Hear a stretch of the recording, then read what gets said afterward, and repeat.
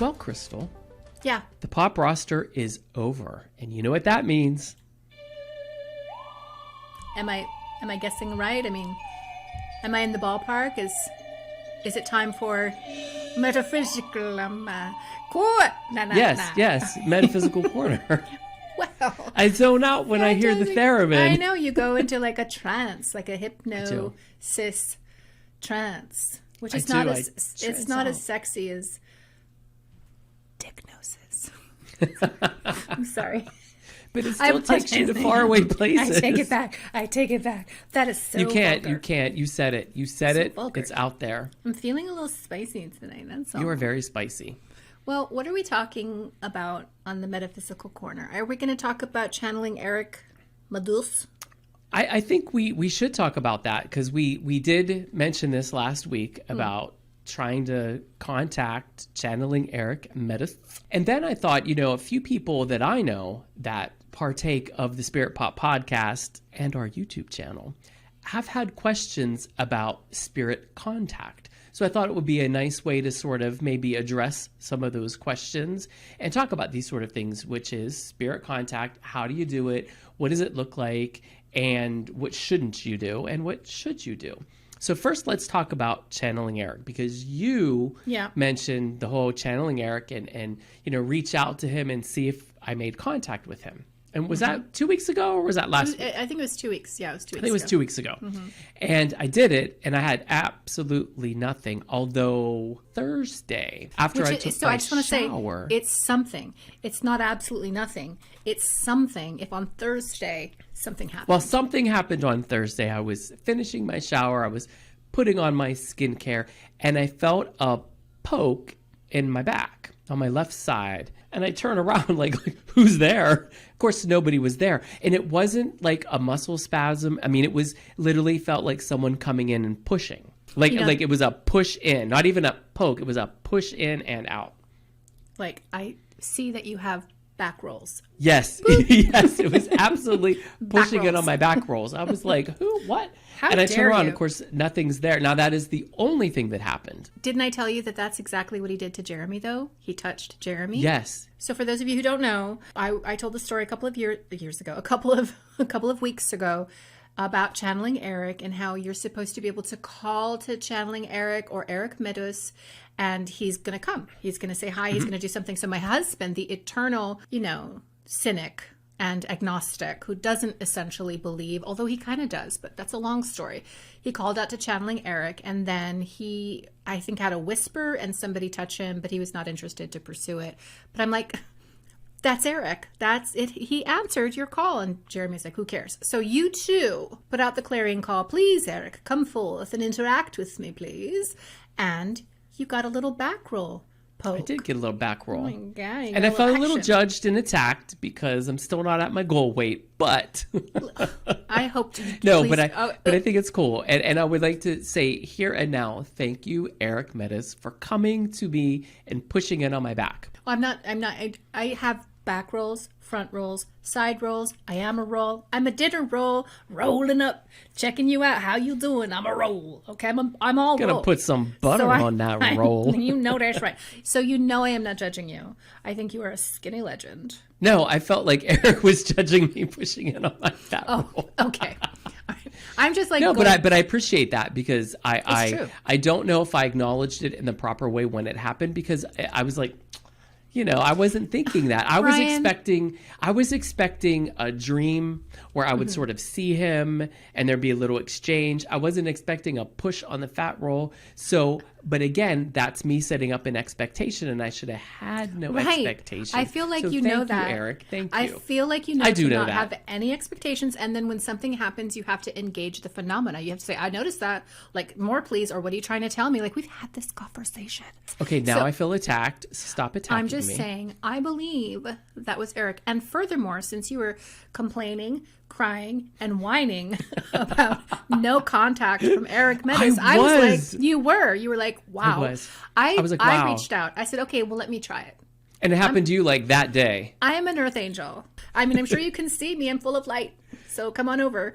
So no, I did ask Eric in all seriousness to like make contact because I wanted to see, is Eric still around? Because I do think sometimes they'll reincarnate and then their prime self, which is somewhere in a dimension, kind of goes farther and farther away as they do that kind of stuff. So maybe the signal gets lost. And I thought, well, maybe Eric's signal is just kind of weakening on the planet. But no, ma'am. And no, sir. Because I think within 2 days, I was in my bedroom. It was nighttime. I was like tooling around, folding clothes, doing something. And I turned around. My door was open and there was a man standing in my hallway. Now, it was just a shadow kind of, it wasn't even like a dark shadow. It was just kind of like misty kind of. Like a shadow, misty presence. Yeah, like a misty kind of a pixelated energy. And it was a tall person. I don't know how tall he was on the planet. I thought in the moment, I'm like, oh, that's Eric. But then I thought, well, but I've seen my husband's Uncle Wayne, very tall, like 6'3", 6'4", in the hallway before. I've also seen my husband's grandfather at the end of the hall. So I thought for a moment maybe it was one of them, but it wasn't. I think it was Eric. So I believe Eric showed himself to me after I asked. And now we hear that he showed himself to your back rolls too.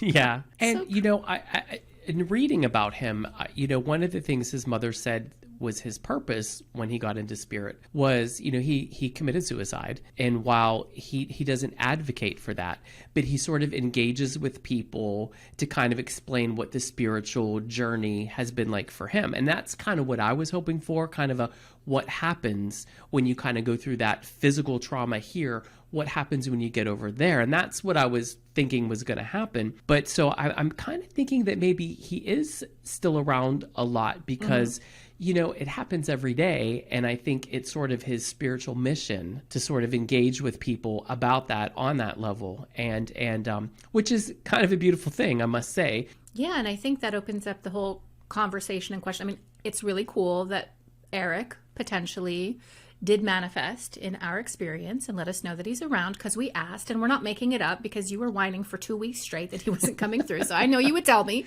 if nothing happened, but like, it's kind of cool that he did that. But the reality is that spirits are sharing our space all the time. It's just that we don't see them. And I think some of them don't actually see us, or they're not conscious to us, depending on where they are, dimensionally speaking. But if we want to reach out and talk to spirits, we can. It's possible. We could have something like a seance. Have you ever been to a seance, my darling? Yes, I have. Several in my lifetime.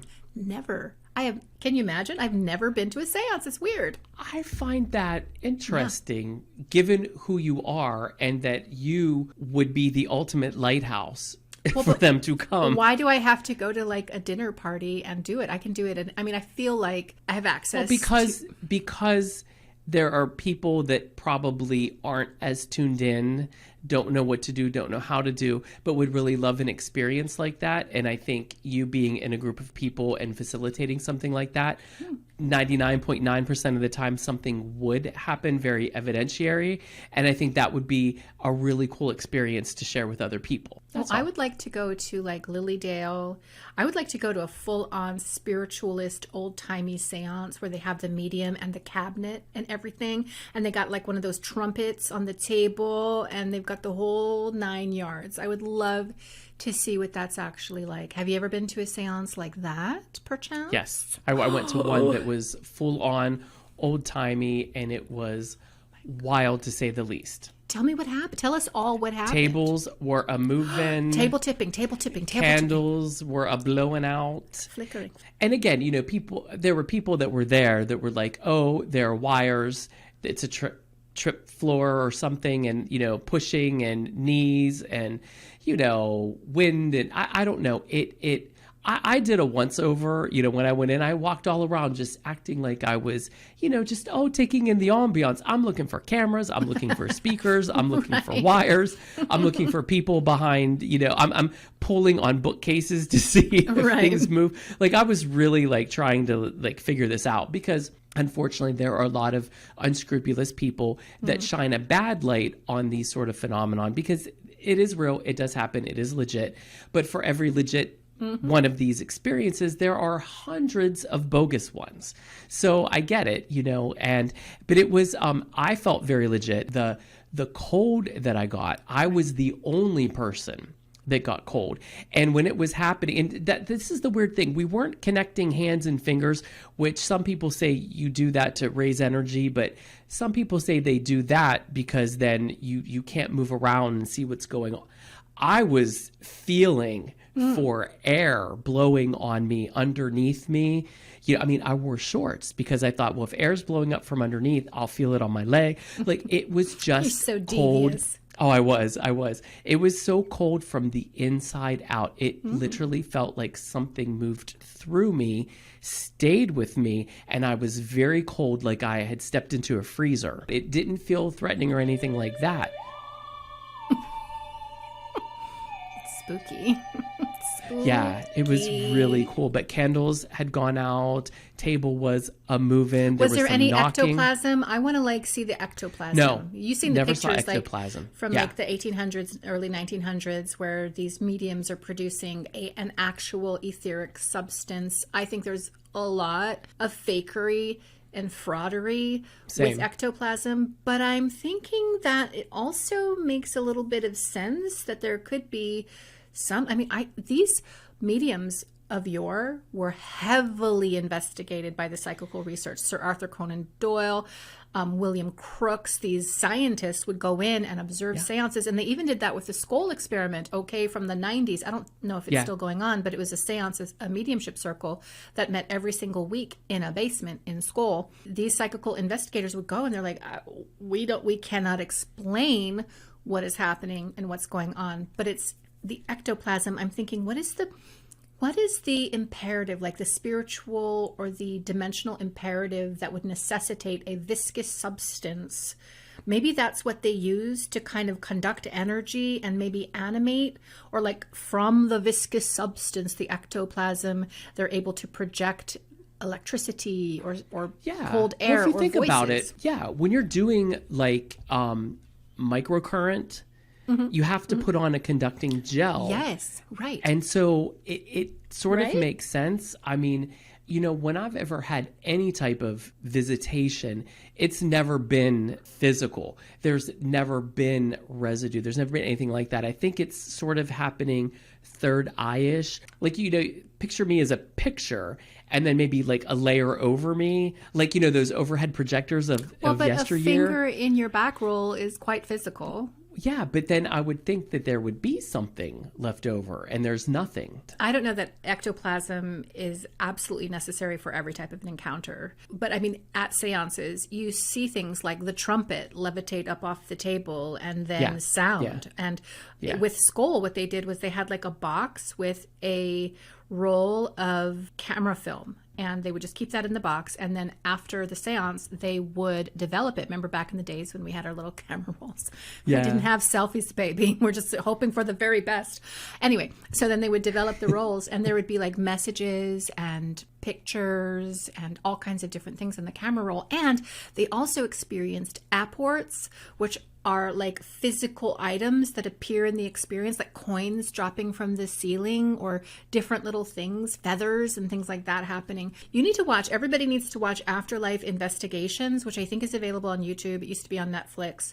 But it is all about Skoll, and it's all about physical mediumship like this, and it is so freaking fascinating, which is why I want to do a seance. I know we want to go to the Mall of America, right? And we want to shop. Do a seance at Mall of America. And we want to eat at Chick-fil-A.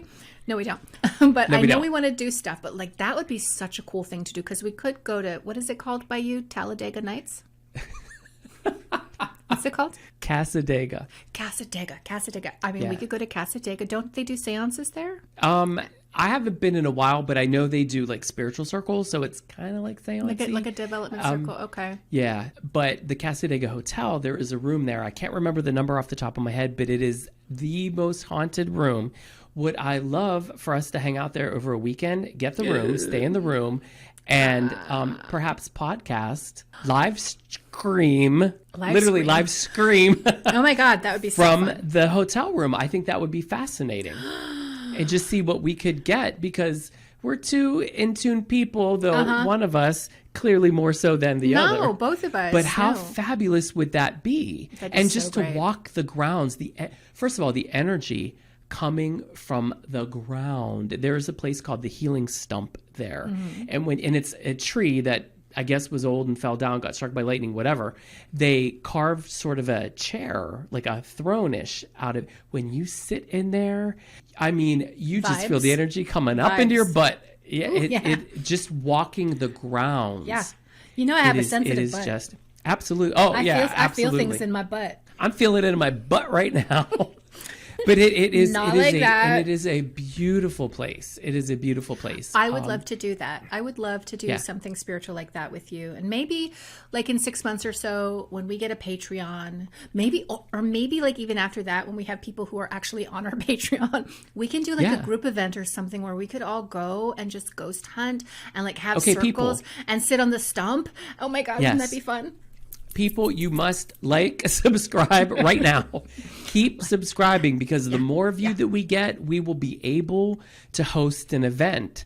And I think all of you, especially those of you that love Metaphysical Corner, this would be the thing. This would be live together. It will be amazing. Oh my God, we have to do that. All right, we're putting it into the ether, and the subconscious, in a way known only unto itself, will bring about that which we desire. So I believe it. I can feel it. I believe it too. Let's conclude this section by acknowledging to channeling Eric Medhus, however you say his last name, that I believe he showed up. He was standing there in my hallway. I saw it with my naked vision, honey, not my third eye. I saw a silhouette of a man in my hallway. Yeah. I believe he pinched on your fat rolls. I don't think you should read into that, because I'll do that for you.